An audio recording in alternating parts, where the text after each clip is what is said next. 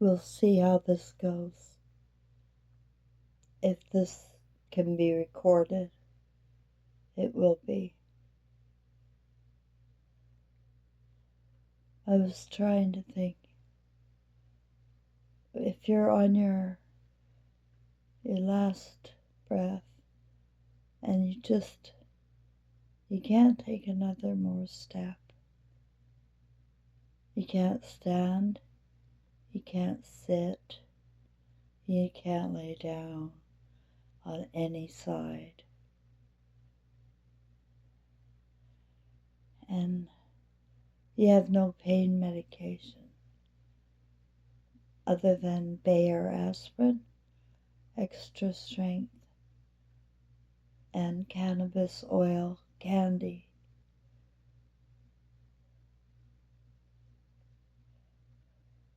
And I've lived with this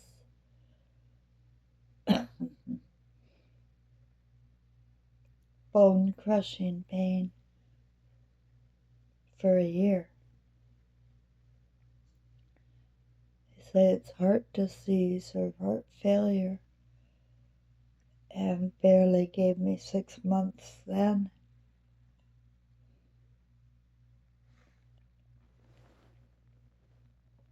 But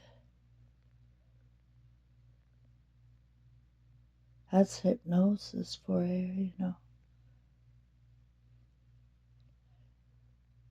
Brains will manifest from the seeds we accept and then water with thought. And what I did in the last couple of videos was try to illustrate how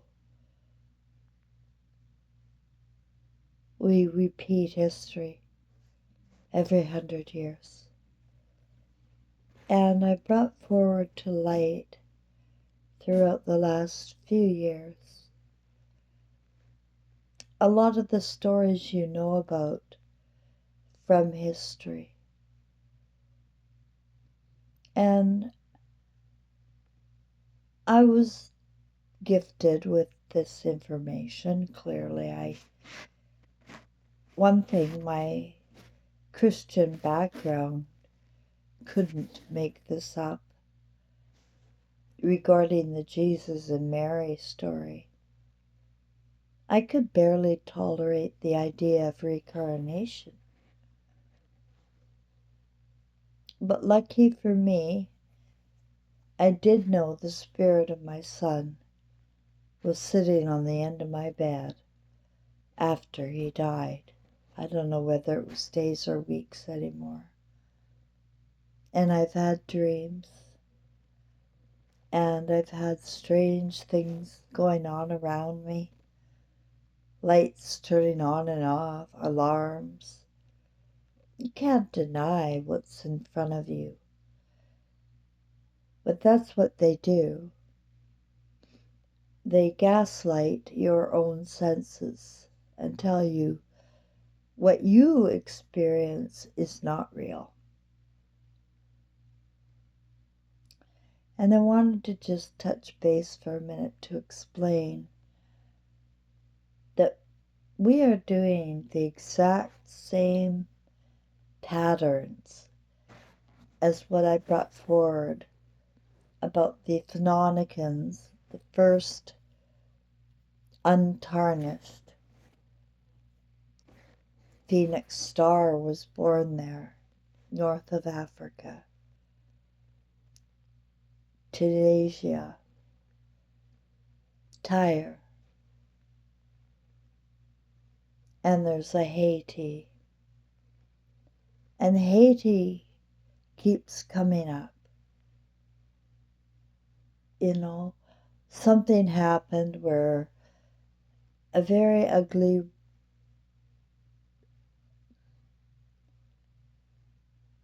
ink-oriented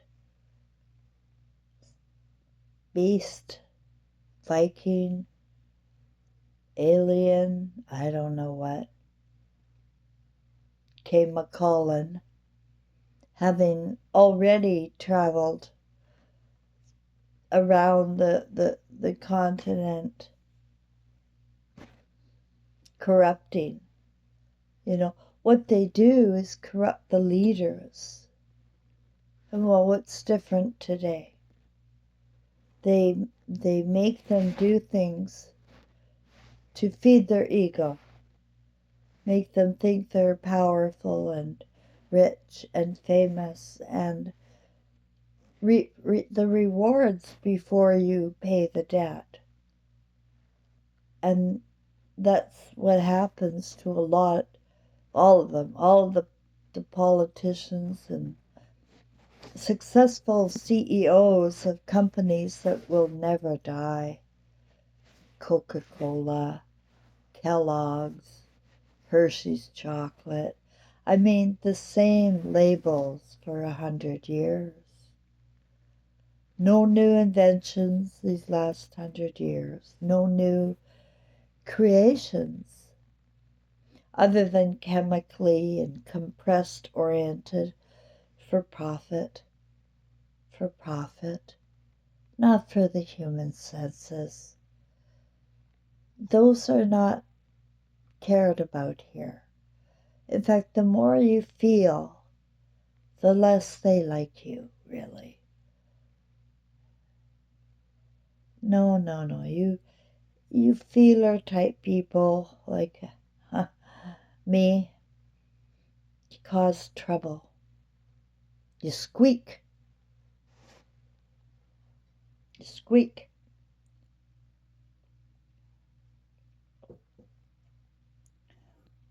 So, it's exactly the same thing.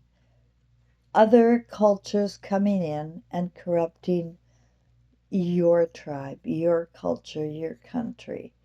Because I assure you, while Canada's probably been all along a very big factory of human trafficking and experimentation on the mind, body, and soul, really. That's the big picture, because I can see history, and it's because it's right here now in our faces again. My grandmother went through the flu. 2000 or 1000 and wait a minute, 1917. Her sister died of meningitis after the cure in the hospital. My grandmother told me about her screaming in pain, and she couldn't bear it. She went to the hospital to see her, and it was unbearable to witness the pain. And people accept it.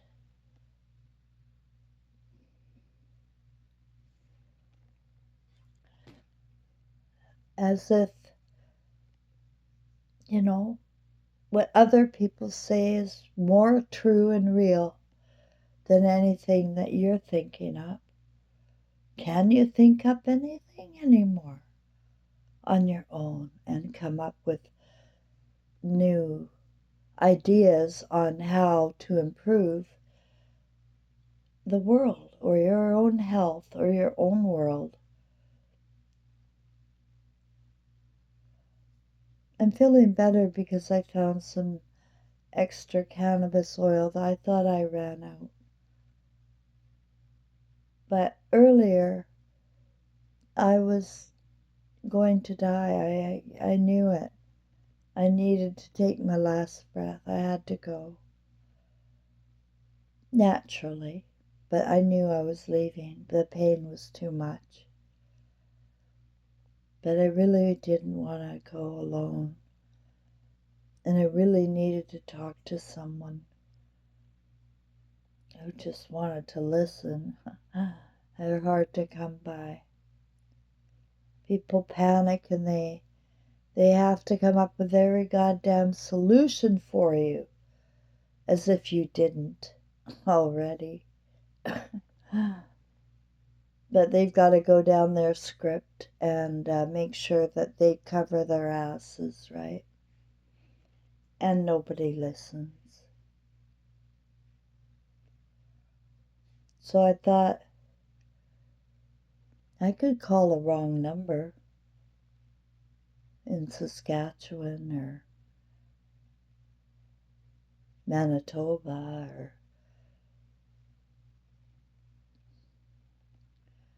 I could call some poor sap, some woman that picks up her phone, and in the voice I was in at the time, which was no voice at all, I would whisper,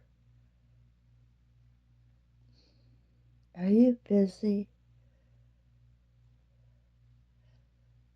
Do you mind if I take my last breath with you?"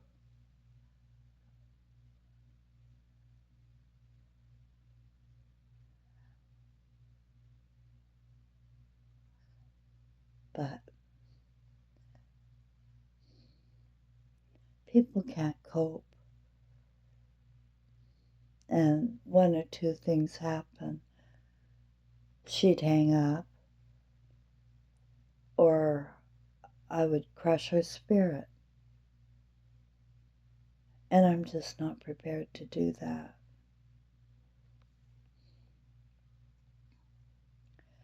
If somebody called me, I could probably cope. But that's because I'm mentally sound and I can cope with anything anyone's going through. I know what they need. I have empathy. That means I can feel them already, so I know what they need. And we should all know what we need in each other by just looking at them. But in almost every case along my journey, instead of doing what is asked of the helper, they do the exact opposite, leaving the sick and disabled or whatever utterly helpless and alone. It's like the labels they give, the words and the meanings they put forth change the whole picture. Post-traumatic stress disorder. This is not a disorder when you sort through it like I have. When you get through every paranoid feeling, every fear, and you face it all head on, and you research and you connect dots and see what makes sense. I did that. And so I renamed the disorder memory, because it's bloody well a memory. And the same memory keeps going on and on, but in reality, it's going on. I mean, who gets PTS memories? Right? Who gets PTSD? Who have you been told get it? The military vets, 150,000 of them came back after the Iraqi war and had that.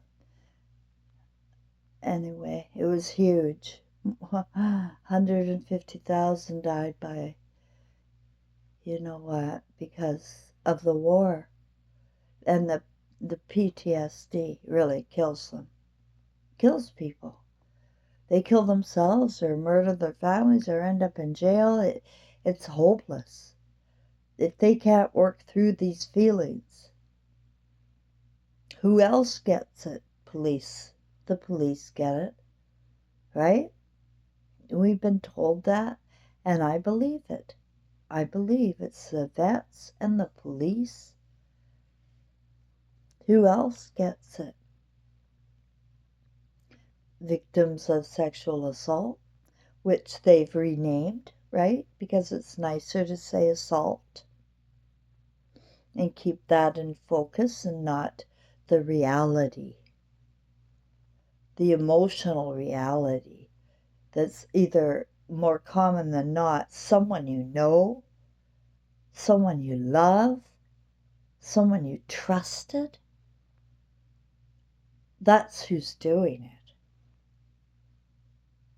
And that's what puts people into the state of they get to, of paranoia and fear, because the person they love the most is the most untrustworthy of all.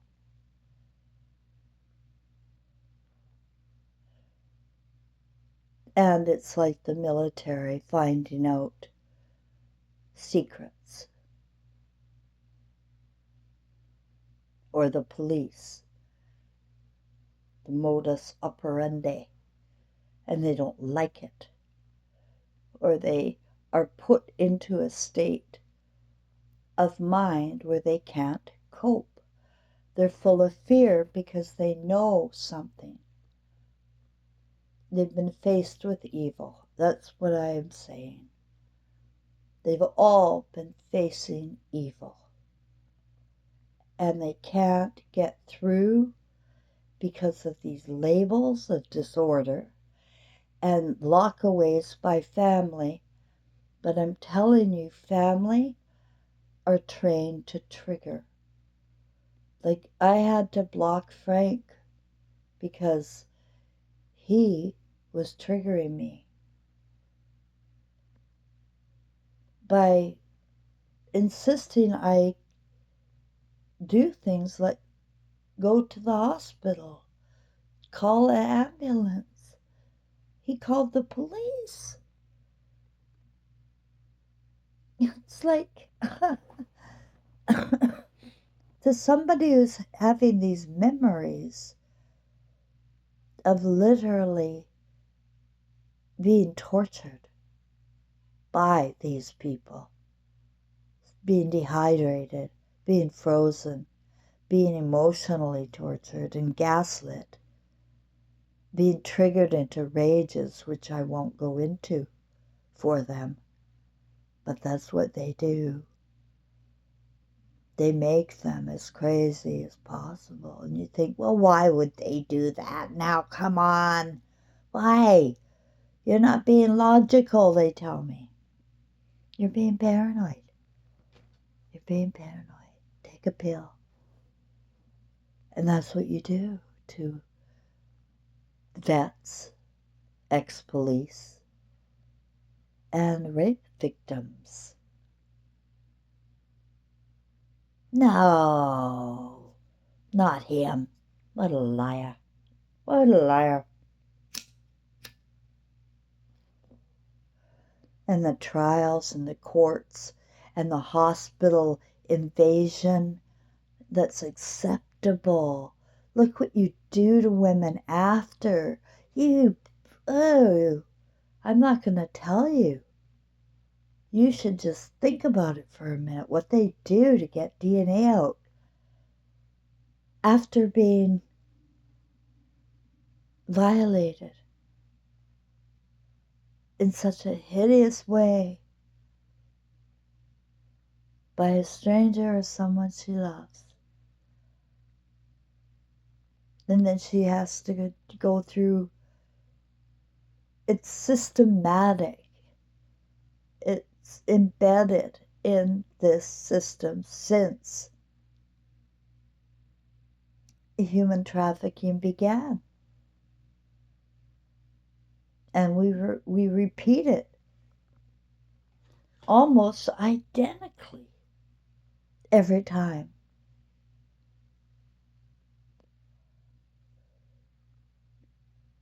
And our skin is going dark because of it.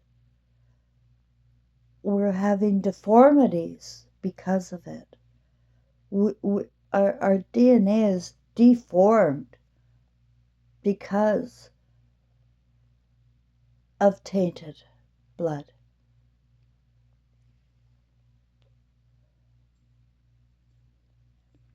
And hypnosis, those two things.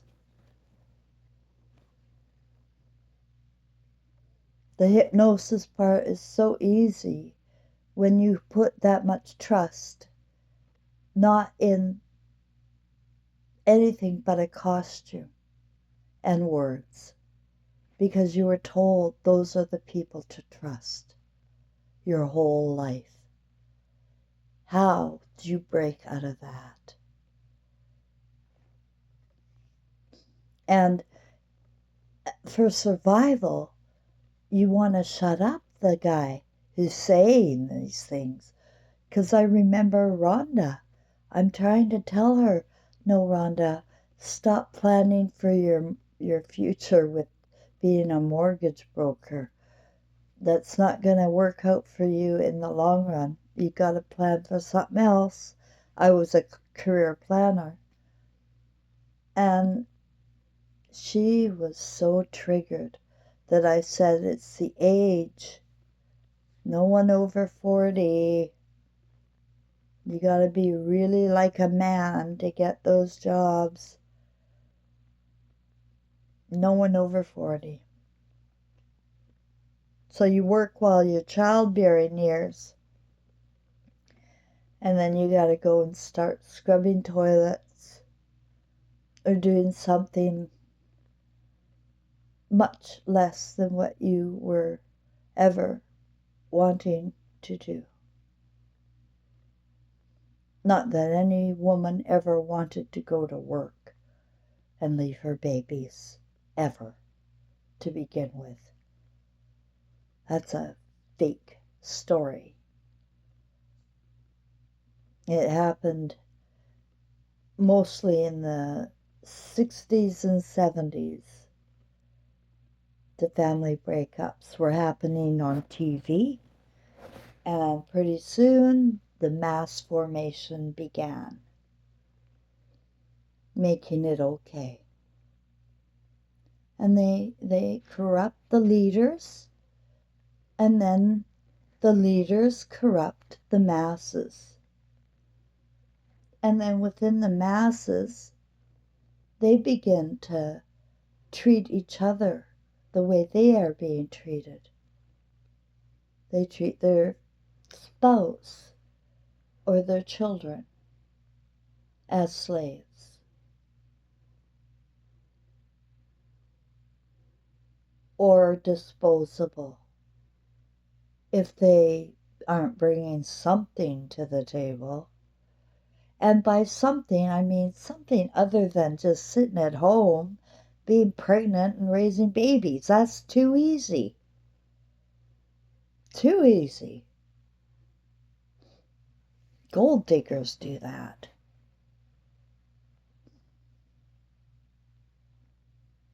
When my son was born, Trevor, in 1978, I was despised for being an unwed mother. I was scorned.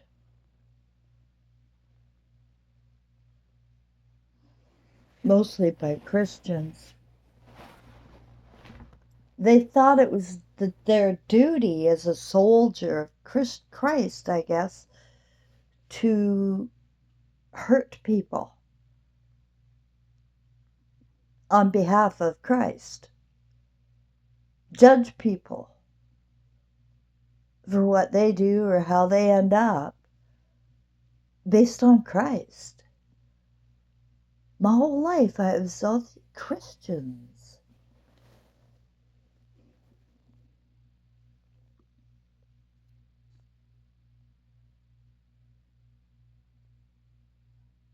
Trevor and I went around trying to find Jesus.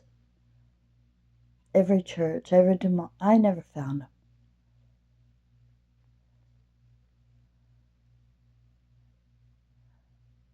But I had an imagination. I studied Jesus. I studied the scriptures beyond the Bible. People who wrote from their hearts, their interpretations of scripture and translations. I studied with people and groups. There's many books out there. Sermon on the Mount is a really good one. Effectual prayer is another. And it was during this quest and search when Trevor was around 13 when he said, "Mom, I've had enough. I'm not coming around anymore to any church."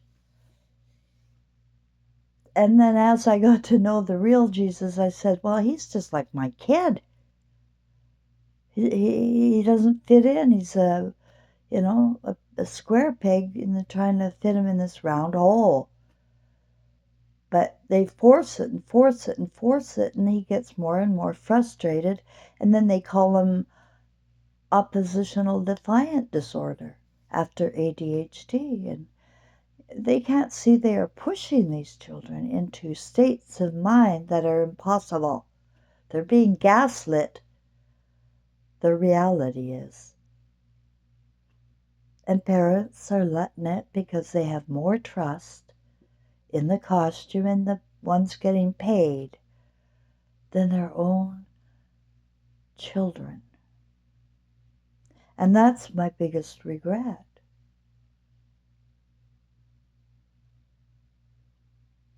It was terrible what my son went through. And then when he died trapped in flames at 25 years of age, and all these serendipity thingy, coinky-dinky things were happening to me. Spiritual things, dreams, and items being fallen from the sky like dimes and feathers and birds I'd see, which would trigger me, my consciousness. And every time I would deny, I would go, no, they said it's not true. If you say anything, they're going to lock you up. And that's where we're at.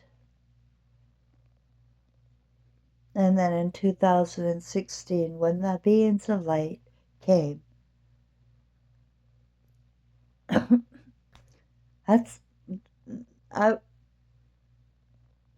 they gave me my past lives in a thread to show you and me how we are repeating history that can deteriorate all the way to the lakes of fire in a volcano.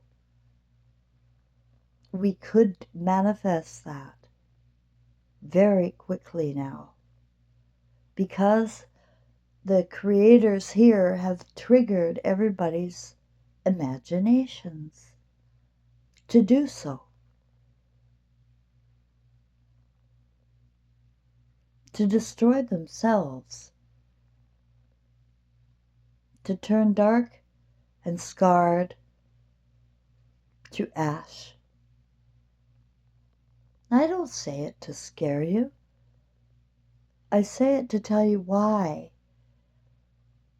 I'm so proud of myself in bringing to life, to reality, my family history,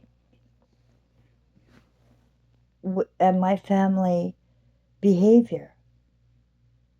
I was a human behavior observer and experiencer of many, many things beyond anybody I know.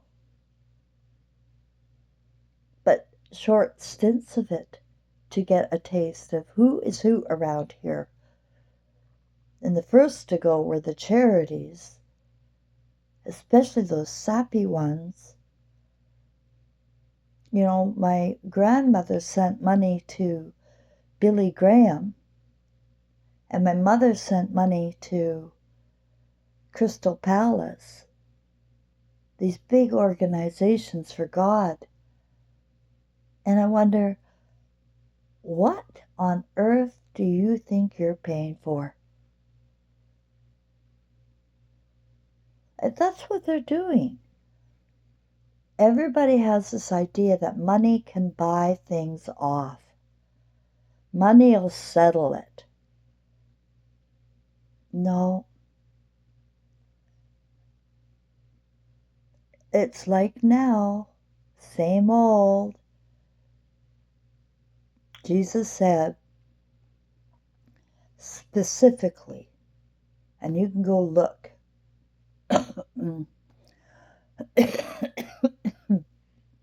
Specifically,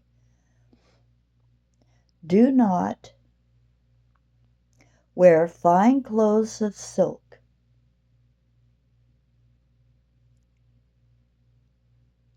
taking money from widows created by war,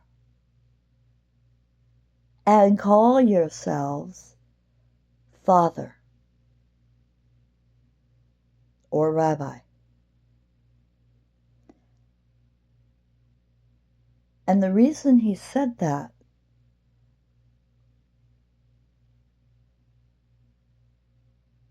is because a father is somebody who has children and sticks with the family and protects them from vultures like that, who will take your life as they do and then drain the widow, or vice versa, whatever's going on.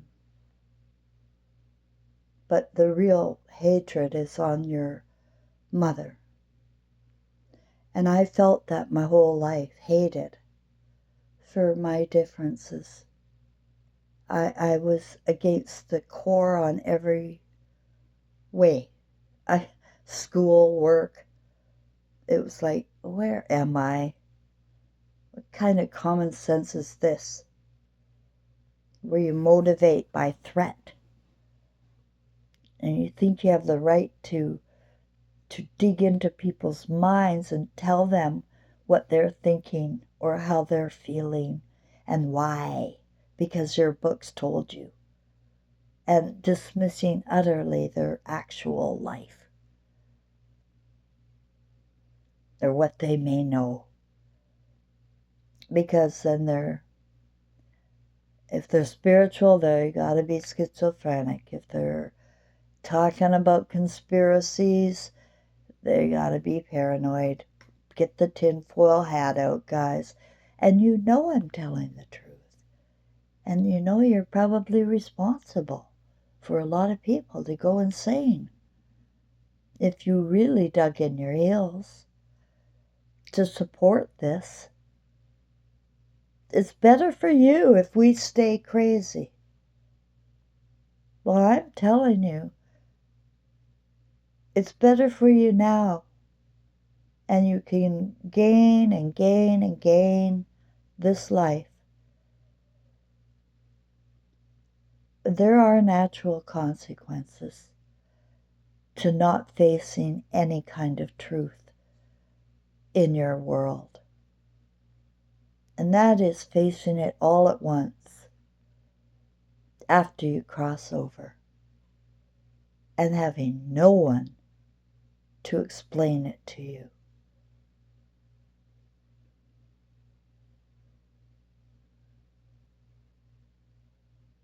And just be lost in a forest.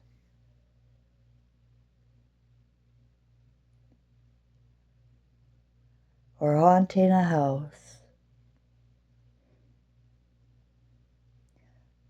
Or as Trevor did, attach himself to me and protect me. And that's the way I felt with him all along, until 2008 when I sent him to the light. He went, but he came back with these golden beings in 2016. And they showed me the historical pattern of human trafficking. And it started with the enslavement of women. And the Garden of Eden was the story that men bought into, that allowed them to reap rewards now. Somebody to serve him. He's the leader. He gets a payoff to wipe out half of the opposition. The intuitive half, and the half with heart, and the half with raising and creating healthy, happy babies. How can she do so when she has to call her husband master until the 1920s and obey? She was property until then. And then something had to happen, and I say world wars started happening. And they just never quit. They just never ever quit.